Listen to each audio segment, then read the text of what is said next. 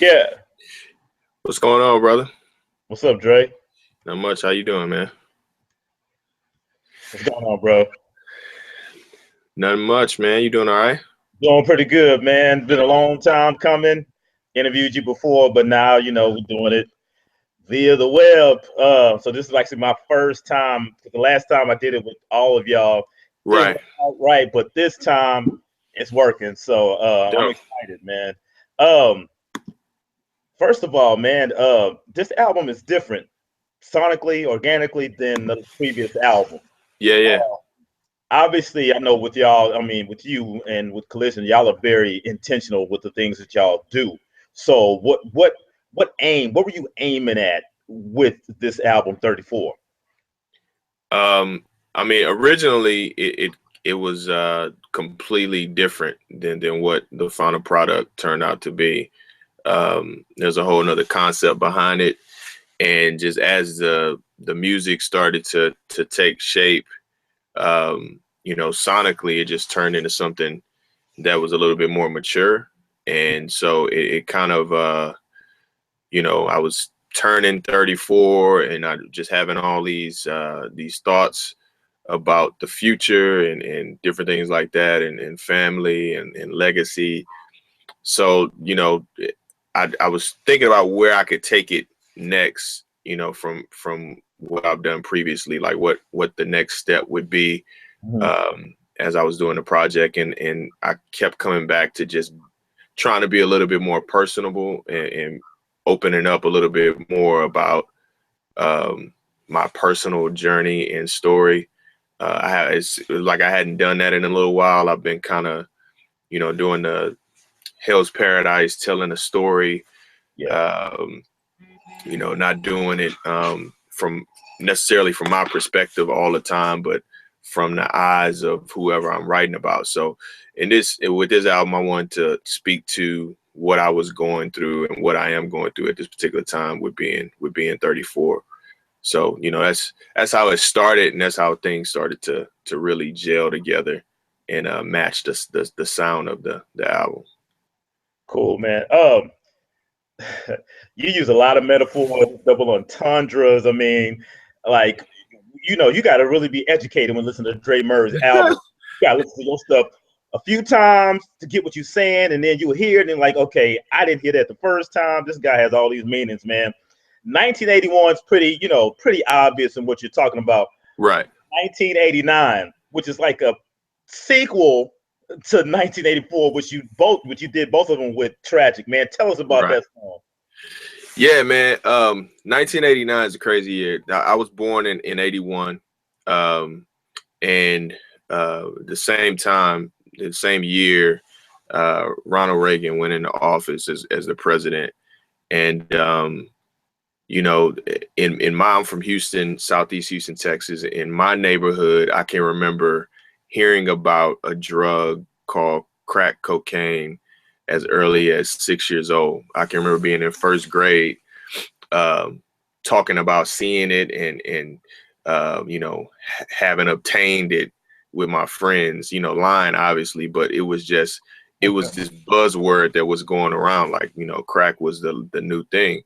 And so um, people, initially that drug was like viewed as a party drug and just another form of cocaine, which was a party drug. But come 1989, I'm 8 years old, and Ronald Reagan leaves office, and we started to see the negative effects of crack cocaine. In my city, I think there were 8 cities that got hit first with crack.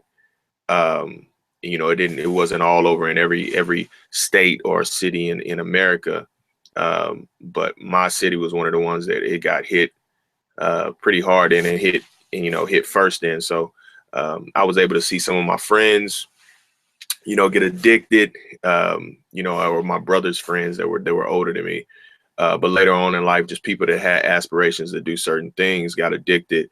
And so that particular song is just, I specifically talk about my first encounter with seeing one of my friends, um, have cocaine, like, and basically showing it to me, and me kind of being intrigued about it, and, you know, even being tempted to do what he was doing with it, you know what I'm saying, to sell it.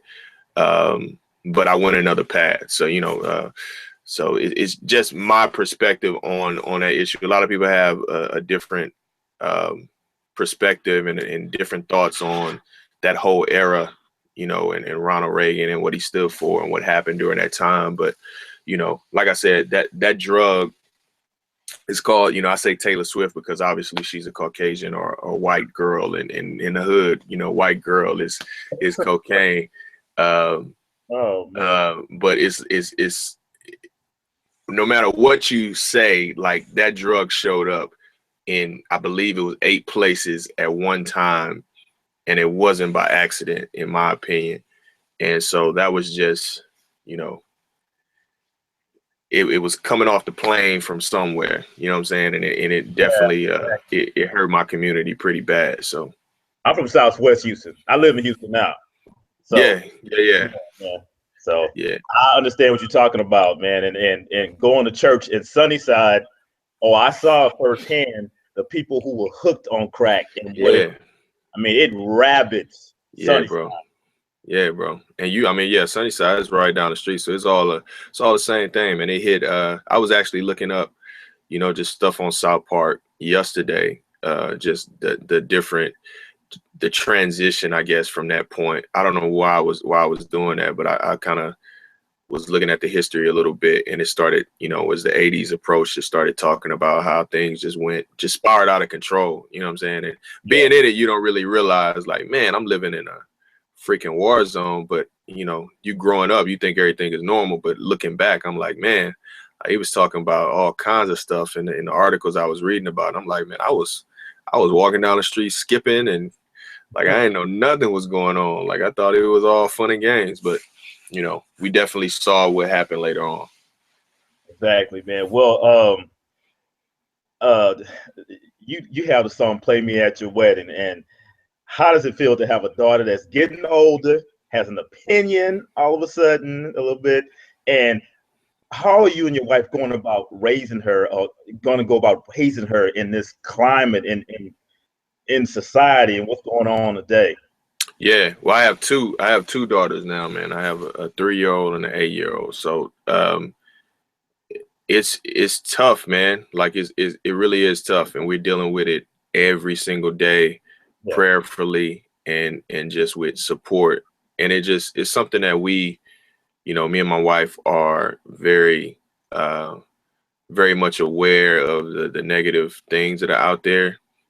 We have our guard up. We want our daughters to have their own mind. We don't want them to be robots, but at the same time, I feel like if you get ahead of the negative things that you know are out there, that can prevent a lot. So that's one thing that we try to do. And also just, you know, like in the song, I talk about my oldest daughter starting to have her own you know, ideals and forming these opinions about things. And so I appreciate that. So that it makes for good conversation. So now we can openly discuss things, you know, even those negative things, you know what I mean? Like, we have been, we've had encounters which is one of the reasons why I wrote that, was because, you know, it was things that went on this year that, you know, it didn't happen the year before. It was like tough conversations that were happening. It's like, man, this is here. Like, this is here now. And then I'm gonna have to go through it again with my 3-year-old. And now I got a son on the way as well. So it's like, man, like, it grows you up real quick, bro. It grows you up very, very quickly. Listen, man, I'm a teacher. I've been teaching for a while. Yeah. I teach 8th grade too. Man, watch social media. I don't know what social media is going to be like in 5 years when she's 13 or 14, but oh man, there is so much that goes on Snapchat, Kick, Instagram. I mean, kids are doing a whole lot on social. Yeah, bro. It's definitely something, you know, we try to monitor the whole usage of phones and iPads and all that kind of stuff, but it's definitely like getting to a point where, like, I know I was bad as a kid, but like, it's like on 10 now, man, with the access that they have. Like, I used to have to go to the library to learn about something, or maybe hear it on TV, but now you got it at the touch of a button. You can find out anything you want to know in the world, which is crazy. So yeah. Speaking of, just going along those lines, I think so was Paint Riot, man. I'm like, Dre, one thing I love about you and Alex and Adam and just the whole record company is that y'all are not afraid to tackle issues. And on Paint Riot, you talk about, your wife, how you married outside your race, and it's like black men told you to stay in your place. But then on the flip side, then you also talk about the issues that a black man face. Yeah. Man, tell us about that song. Tell us about how it is. I mean, it's amazing that you married, married interracially, because you picked the one, you have the woman that God, gave you. Right. But talk about that backlash, and then turn around and happen to also try to speak up for black people. Yeah, man, it's something that, especially because of the climate of everything that's going on, and we Alex and I did the Southern Lights record, and a lot of that was, one of the best albums of 2015. I appreciate that, man. Like, a lot of that was birthed out of just conversations that he and I were having on the road, and just on the phone, with the racial climate, because he is married to an African American woman, you know what I'm saying? So it's like flip for us, and we always joke about that, but we have so we're both in worlds that even though he's been in that world, from where he's from in Atlanta, he's not black. And the same way I'm not white or Japanese, like my wife is mixed. So it's like it's dealing with these different cultures and learning, and then at the same time dealing with your own identity and the people that you came up with, questioning who you are. And so, like, with everything that's been going on in America, we definitely wanted to speak up about it, because we both feel strongly about the things that have been happening. But then I started to step back, like, man, as things started to get even more charged up, it hasn't slowed down. I'm like, where is my place, I guess, in this? Because, it could easily be, and you know how it is, man, in the black community, marrying outside of your race is like taboo. Like, it's like, right. It's basically, to some people, it's trading in your black card or who you are. And as a black man, like, there's no way I can do that. Like, especially from where I'm from, like, it's not like I grew up privileged or what have you. Like, I grew up in one of the worst environments ever, and that's never going to leave me. But at the same time, like, I wake up, even if I lived in the best community right now, I still wake up as a black man, you know what I'm saying? And I have to deal with the same thing that every black man may have to encounter on a day-to-day basis. So I was just dealing with all of that in that song, just, questioning and knowing that there's been backlash, in the past, and knowing that even with me trying to speak up, not because, I don't speak up just because it's the thing to do. Like, I really feel strongly about these issues. But, because of who I'm married to, some people may view that as may not view my points as being valid or needed because of marrying outside of my race. So yeah, it's the first time, me and Adam had a discussion about that, because I almost changed that line, and didn't put that in the record. And he was like, man, like, that was the first time I talked about that, just that insecurity of, like, because nobody's ever really told me that to my face, but just having an insecurity, like, man, can I speak up for the things that are going on in the country right now? Like, am I viewed as being on the team or capable of voicing my opinion? And but at the end of the day, I'm like, man, I am, and I'm a black man, and I have to live that way every day. So, you know, it is what it is. Yeah, man, I definitely applaud you, man. And man, you know, you married the woman you love, man, and that's a beautiful thing. But it, Yeah. you know, in my opinion, it definitely doesn't disqualify you, man, because I mean, this is just things that we deal with. And man, we hitting on stuff. My next question, basically, I'm sorry. No, you good. The Tamara Rice, you know, that's something that you know, it's not going to go to a grand jury. Right. So it's very controversial right now. Right. Just, you know, want to hear your thoughts on it. And then also, how do you, and because I'm such a person for diversity, and obviously, I mean, I know, you know, you are, and but how do you, you know, tackle these issues? And then it's like some of our Caucasian brothers and sisters sometimes feel isolated or they feel defensive. Right. Start Right. talking about systemic issues Yeah. and racial biases and stuff like that. So go ahead and talk about that a little bit. Yeah. First off, with the Tamir Rice thing, like, it's horrible for sure. And it's just, I mean, it was that's what I expected that to happen. Unfortunately, you know, that's just where we are as a country right now, and the way things have been playing out. Definitely feel for, you know, his parents, his mom, you know, this is a tough situation, man. So when you speak, you know, leading into the second part of that, when you speak up on things like that, I know a lot of people that were, you know, when this first started to, like, because this has been around for, we both know, like, this has been happening, but it just got, you know, mainstream press because of social media, you know what I'm saying, and being able to catch it in the moment and then post it 2 seconds later, you know what I'm saying? Like, we are the news at this point. And so, Alex and I both, Alex especially, because it's this thing of white guilt that goes around whenever, you know, a white person speaks up in the same manner that an African American man or woman would. And Alex was catching a lot of backlash from some of the same people that buy our music and say they support us.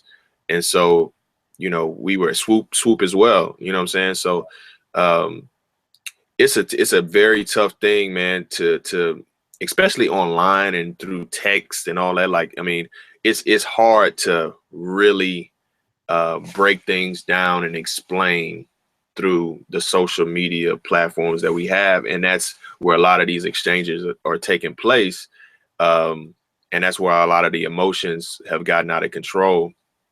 So for me, I try not to have those discussions online, but as much as I can, I try to have those discussions face to face with people. You know what I'm saying? Like, if things are brought up, and like in this case, I may hear somebody that's, you know, that's a friend of mine or related through my wife or whatever, that may say something, not negatively, but just have questions about something. Yeah. And I'm quick to jump in, you know what I'm saying, and give my opinion, give my thoughts, but then also just tie it back to, like you said, the systemic things that have been going on that people are just unaware of. You know what I'm saying? They're speaking from a place of ignorance. And we a lot of times we give ignorance, you know, a negative connotation, but what I'm saying is, like, they just don't know. Like, they, you know what I'm saying? Like, they just weren't taught that. They weren't raised that way. You know, they're in this bubble. Perfect example. When I was in college, I played, you know, in Oklahoma City. There was probably 4 or 5 of us that were African American on the team. My sophomore or junior year, I think it was my sophomore year, my coach's son, he lived, you know, they grew up in a small community in Oklahoma City, a suburb. He never really had encountered, like, the hood at all. Like, never. He just he loved hip hop. He loved all this, but he never experienced it before, right? So one day, like I said, there's like 4 of us on the team. He knows us. He's friendly with us. One day, we play Paul Quinn, which is You know about Paul Quinn in Dallas, like it's in the hood for real. And they came to our place, and he had this weird look on his face, bro. Like the whole warm up, the whole, you know, we going over plays beforehand in the locker room, and I was like, bro, like what's wrong with you, dog? You scared? He's like, yeah, man. Like, why are you scared? Why are you scared, bro?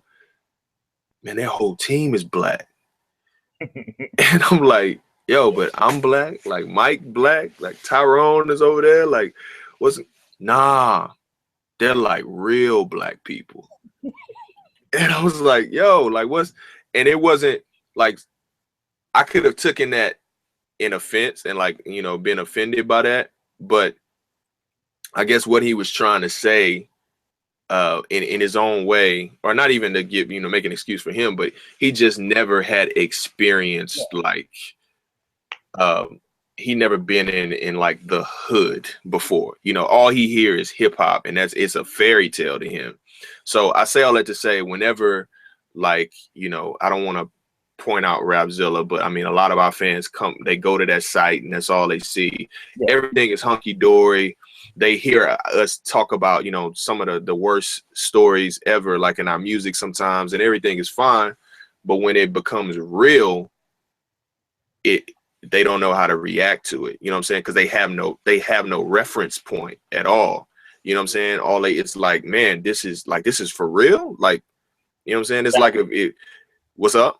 I say this is happening. Yeah, like this is for real. And then, you know, since they don't have a reference point, when they hear us shouting and you know, talking about, you know, the systemic things that go along with this, you know, they don't have nothing to grab onto. So it's just like, man, y'all are tripping. You know, that's what they say to us. And so I think my job and other people's jobs are to not just debate and argue, but to educate, man, like to really give the backstory of, like, I did that yesterday with my mother-in-law and some other people that was in the living room, and they was talking about chitlins, and I was breaking down because, you know, New Year's is coming up, and I was like, my mom, like every New Year's, my mom would like have a house stinking, you know what I'm saying? Yeah.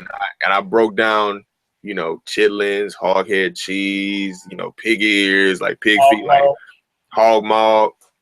I broke down where all of that came from and why Black people, you know, cook that type of food. Is because, I mean, that's at one point, that's all we had was the leftovers of the animal. You know what I'm saying? It's like we had to do what we had to do, and we made soul food out of it. You know what I'm saying? So, yeah. So just things like that, man. I just try to look for opportunities to educate when I can, or to bring up that those different things, those different topics.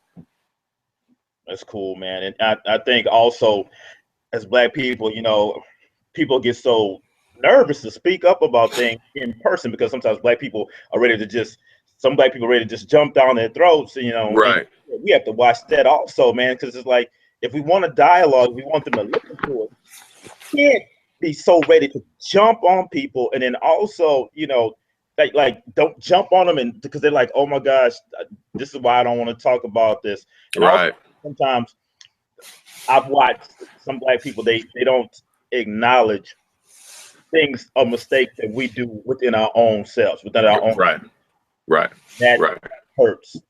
That's why some people, like, you know, I don't even want to hear it, because you never speak up on, you know, things that happen within the Black community. So right, because we have to. I mean, we have to look at ourselves as well. I mean, we can't put all the blame on what has happened over the years, which, I mean, that definitely has a lot to do with it. I'm not giving anybody a pass, but at the same time, I feel like we have some responsibility as well, man, to educate ourselves within, you know, our culture, and try to make the situation better as much as we can. Exactly, man. Well, last question, man. This has been great. I always like talking to you, man. Yeah. You know, what does Collision have cooking in 2016? Y'all released. I like how y'all did this, because y'all just surprised us with 3 albums, and which was good, you know, because I mean, I love y'all stuff. But what do y'all have cooking for 2016? Man, I really don't know. As far as the total plan, I know that there's some possibilities. I don't want to speak too much on it of someone new being in the fold. So I definitely know that will probably be news very soon. Like, again, I can't speak too much on it because I don't know when all that is going to take place. Alex and I, we're putting together some dates right now for early spring. For we've never gone out and actually done any of the Southern Lights songs. In an official Southern Lights show context, and now we have our individual albums as well after that. So we have tons of material, man, and we want to go out and get in front of people. I say this in like every interview, like that's what I'm most excited about after doing a project, is just like talking to people like yourself and getting out in front of people and then hearing the stories afterwards. So for me personally, and I know for Alex, that's going to be one of our focuses this year is presenting Southern Lights, the album, in a live format, and then also our individual albums. So cool, man. Dre, thank you for the interview, man. Yeah, bro. I pray you have a great 2016 and have fun with your 2 girls and your son, man. Yeah, man. Yeah, for sure. I appreciate that, bro. Congrats on all that, man. Have a good one, man. You too, bro. Appreciate it. All right.